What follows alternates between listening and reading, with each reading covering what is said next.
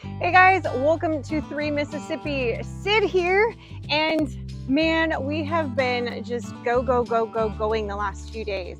We got a little bit of work on the fence done. You may have seen that in our last video. We were making pasta sauce and zucchini bread. We had our friends Jeremy and Chrissy from Paragon Ridge Ranch come by, and they brought me a bunch of goodies. But I've also got a loaded elderberry bush behind me, and today I'm going to show you how we're going to get them off of here and get the first half of the processing done so that later on we can make some syrup.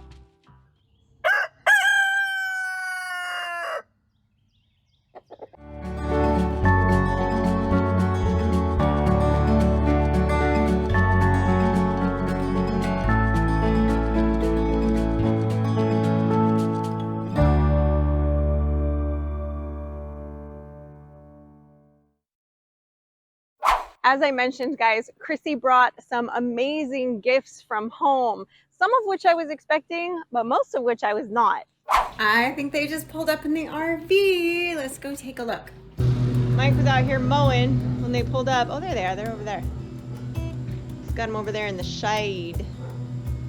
There they are. I was looking for their RV and I didn't see it. I guess I gotta make the long walk over there now. Let's take a long walk.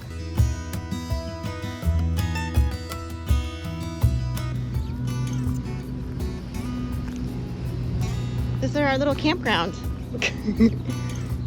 There she is! I was waiting on the van to come out. Hi, I missed you.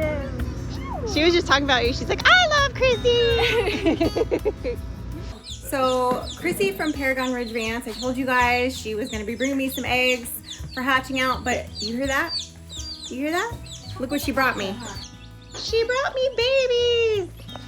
She brought me some lavender Americanas, some cream leg bars, and some copper Morans, and who am I forgetting? Salmon. And salmons, my salmons, yeah. So, I like salmon. Look at them. They're so cute. So we set the brooder up a little bit earlier than I thought we were going to be. And Mike is thrilled. Ecstatic. He's ecstatic that I have more birds. He's so happy. All right, guys, so Chrissy and Jeremy and Preston and Parker are here, and Preston, Parker, and Frankie went out to go fishing at our neighbor's lake, and Mike decided he's been wanting to start a fish emulsion composting situation. So they went out and got a bunch of fish, and Mike is processing them out. Now, before anybody freaks out about keeping small bass, this is a private pond on private property, and he has way too many small bass. He's actually asked us to try to remove about 100 pounds of bass this size. So that's exactly what we're doing. We're doing it 1 ounce at a time. Yeah, he's trying to remove a lot of these small bass. And I told the kids, I was like, have a blast. But instead of feeding them to the animals on the lakeshore, let's make some fish emulsion. So that's what we're doing. And we took them on a fun little tour. I did not film any of that. We did not film much while they were here. Just because we wanted to enjoy hanging out and spending some time together. She filmed a little bit. I'm sure that'll be included in another video for her as well. I couldn't believe she brought me actual birds, guys. That was totally unexpected, but I was so happy. I love getting birds, number one. And I love the fact that Chrissy has been really working on breeding her birds to get her certain colors and working on getting her really dark copper Moran eggs and all of this. And so to be able to get some of that good stock from her, I was so excited. I jumped at the opportunity just to get the hatching eggs. Did not know, total bonus, that I was going to be getting, I honestly haven't even counted the chicks. It's over a dozen, I think, birds that she brought me, or right about a dozen. I don't know, but I should go count them, I guess, huh? But I was just so excited. And we were just like, let's get the brooder set up. And then I had the incubator already warmed up and ready to go. So I let those eggs sit for 24 hours because when they travel, you always want to make sure that you get those eggs time for the egg sac to settle so that they have their best chance of survival and viability throughout the entire process of incubation. And so they're in a brand new incubator. It's my first time using this one, and I'm excited to see what my hatch rate is going to be out of them. So far, it's been really good at keeping a consistent temperature and really good at keeping the consistent humidity on it.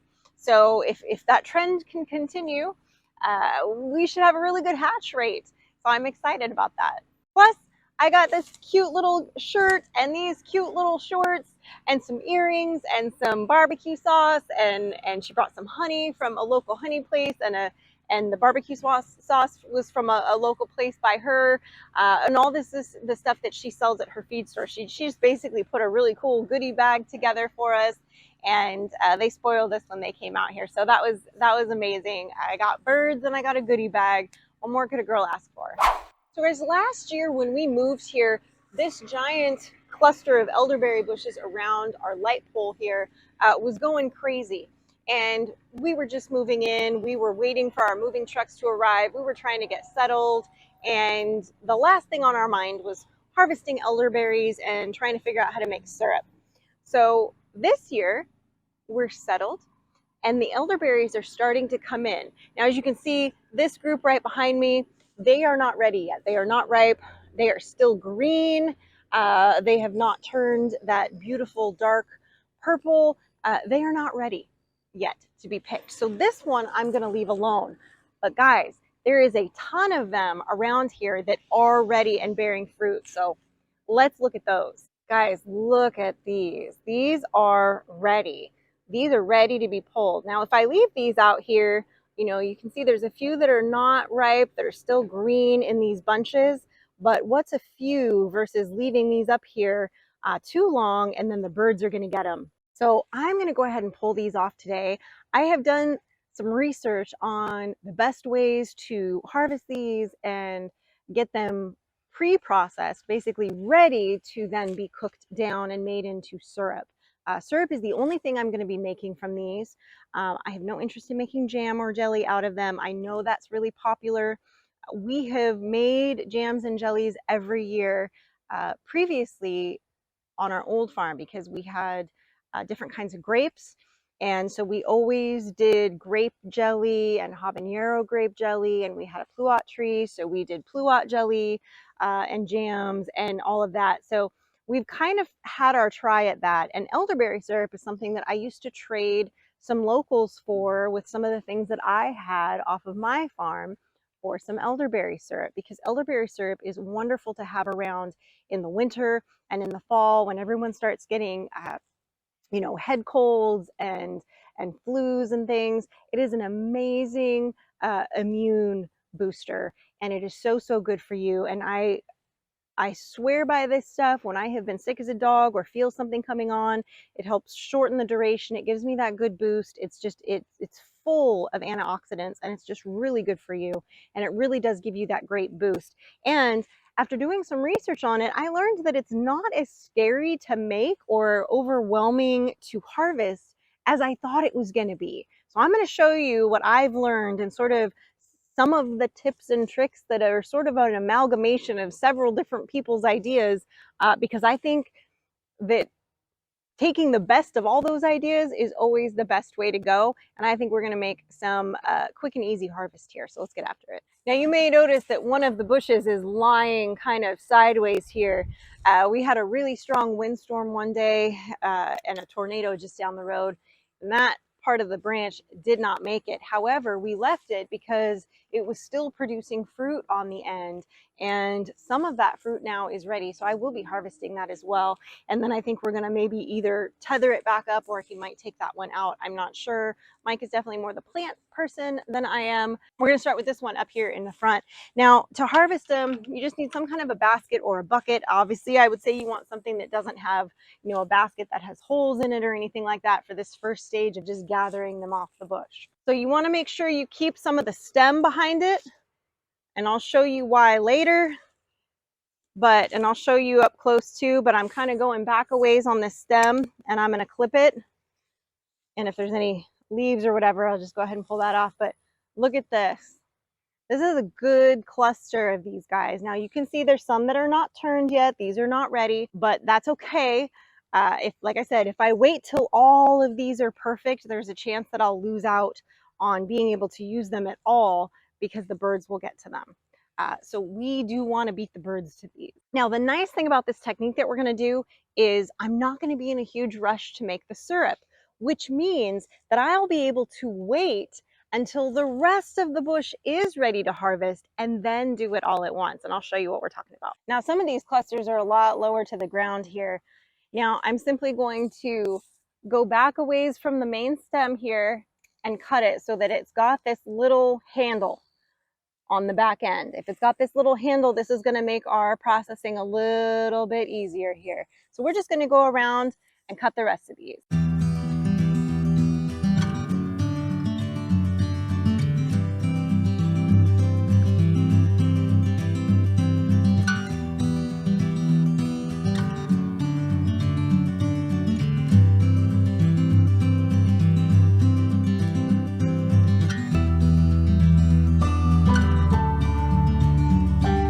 You can see these have been picked clean already. That's why I'm saying I don't want to wait too long, because then all of my berries will be gone and I won't be able to make elderberry syrup again this year, which I definitely don't want to do. I have not even gotten the up top ones, and I have a ton in here. I did get a little branch there on the last one because I had to really reach through the tree. But man, guys, there's a ton in here, and that whole backside of this bush is fully loaded but nowhere near ripe yet. I mean, near but not ready. I'm gonna go get the ladder and get some of these up tall ones so we can finish this out.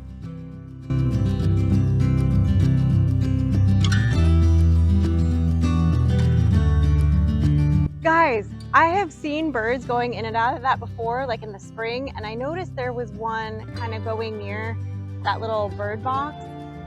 I just looked and there's a big bird inside of there, like a baby, not fully feathered out, but big. I'm gonna see if you guys are gonna be able to see it. I'm gonna try to show you. Do you see that? They're in there, they were moving. I think there's two. It's really hard to see because it's super dark. I'm trying to hold this still. You can see that they're moving. One of them just opened its mouth a minute ago. And I know I'm not messing with them, but they are so cute. Man, I wish I could see better.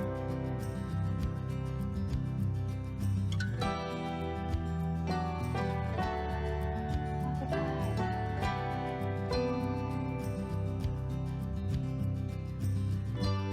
Look at that. You guys see in there? It's crazy. There's a bunch of big birds.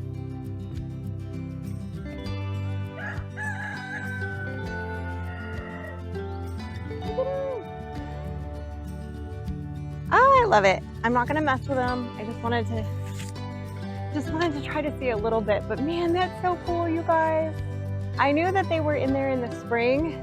Man, I had seen one kind of flying in and out, but one of the parents, but there's birds in there. That's cool. I have no idea what kind they are. We have so many birds out here, between woodpeckers and owls and whippoorwills and little songbirds and finches, and they're just everywhere. So, and of course the hummingbirds, but you know, hummingbirds' nests are like just big, which I did find an abandoned one in the gardenia bush from the last season. And I left it there just in case, because I know they do like to kind of sometimes come back and do the same spots. But man, all right, that was a fun little diversion. I love nature. I love specifically birds. But we're gonna get back at it and finish harvesting these elderberries. So there weren't too many more up tall that were actually ready, but there were a few kind of up tall and tucked in that I was able to get, and there's some decent sized ones in there. So look at this, guys. This is not quite. I mean, obviously they're, you know, I would say when it's all kind of off of the things, you're probably looking at about, you know, that many on your bucket. But now that we've got these with the stems on, I'm gonna clean these off a little bit, and I'm gonna do it out here versus in the kitchen. Frankie's actually working on, she was moving the tractor and doing stuff, but I think she went back inside to work on more of the tomatoes. So I'm gonna actually be working on this outside. I'm gonna get these cleaned up a little bit, and this tray that I have behind me, I'm gonna lay them out on that tray. Now there's a few different ways to do this, guys. Like I said, this is my first time doing this, but I did a ton of research on it, and I watched several different videos on different techniques. One of the techniques is to, once you've picked your berries, to kind of bang them up against the side of the container and then clean them off. Some people were complaining this method bruises the berries because they're squishy still, and kind of will make a mess before you've cleaned them or whatever. Some people say to go ahead and kind of clean them now and get some of the branches out. Some people say to do that later.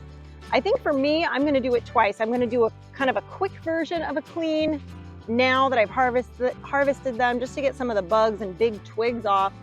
But after I do that, I'm gonna be laying them out on a cookie sheet like this, letting them dry off a little bit, and then we're gonna freeze them, guys. We're gonna freeze them whole, just like this on the branches. And then once they're frozen, we can then bang them up against the sides of the container and they will fall off more easily, I am told.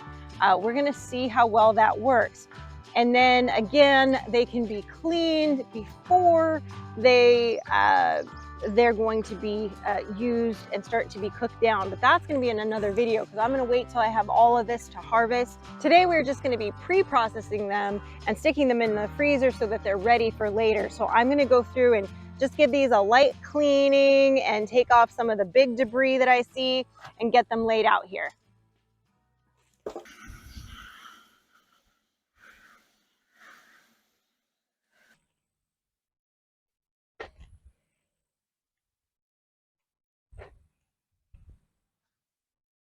Now with both of these techniques, any of the ones that are not ripe, that are still green, they will, according to the videos I saw, they will stay on their little clusters and they will not fall off into your juice or into your batch of berries. So they'll remain on here, and then of course you could give those to your birds or whatever, but these are just the ripe berries is all you're going to want when you're making your syrup. But supposedly the green ones will not come off as easily. Yeah, I'm tugging on them and they don't really want to come off. So I could see how that would be, you know, once you're banging them around trying to get them off, that they'll stay. Now this is my first time making this. Like I said, I have used elderberry syrup for years. See, I'm going to go through and just kind of get some of these branches off. And you know, it has got wonderful antioxidants and health benefits, and I'm a huge fan of it. So I was very excited to see that we had it here and that it was something I was going to be able to learn how to make and experiment with. But we're going to get all this laid out so we can stick it in the freezer.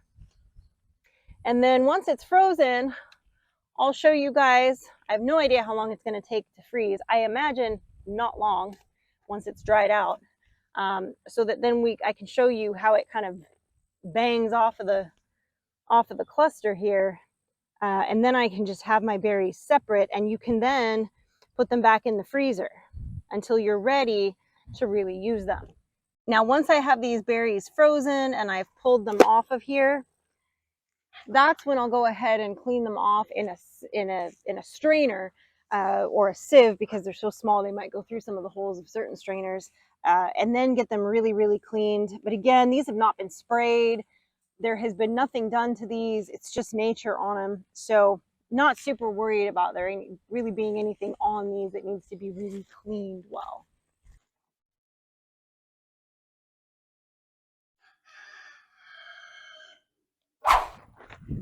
Guys, it's getting late in the day here. I had those elderberries sitting out kind of drying off in the sun after I did the initial rinse and kind of pick out of the leaves and debris and stuff. Threw them in the freezer before we can get to stage 2. But guys, and I've shared this with you before, but we're going to share it with you again because I love this stuff.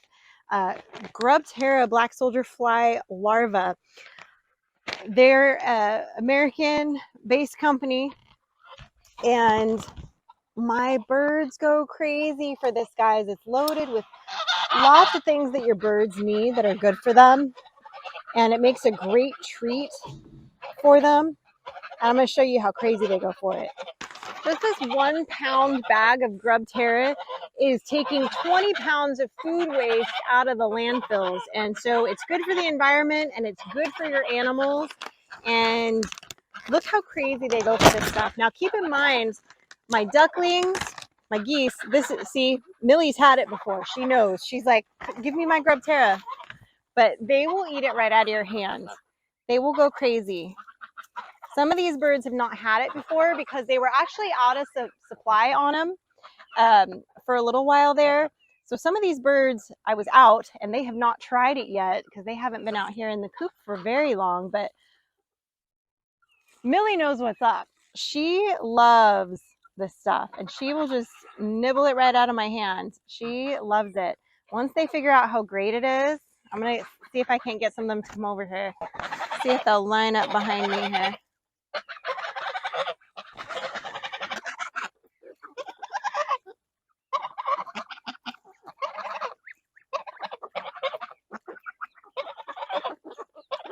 This is such a good little treat for them, guys. And they will, once they realize, now that they're all getting a taste of it, Millie's back for more. She's grown up on this stuff, so she knows. She's like, this is my jam. This is such a wonderful, healthy treat for them. They will follow you anywhere. It will help tame birds that are a little out of control to eat out of your hand and become a little more friendly with you.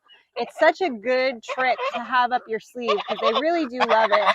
I'll put a link down below for you guys in case you're interested in checking it out for your flock. You can see how much Millie loves it. She's eating everybody's. Millie, you can't have everybody's. Do you want some? Roderick, come here. Millie's like, no, it's mine. She won't let Roderick have any. But guys, yeah, I love this. And I just love, I love hanging out with my birds. I love giving them stuff that they'll just eat out of my hands. And this is one of those things that they will just eat right out of my hands and they love it. So check that out down below, guys. It's good for the environment. It's good for your birds. It's got calcium and protein and they love it. So check it out.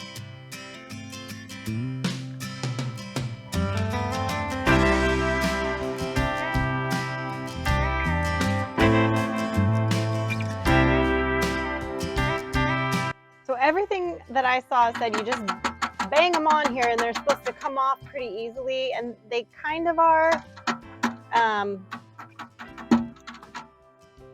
But I'm finding that I'm kind of having to go and just kind of gently get some of them off. Maybe I did not freeze them for long enough, but which is possible.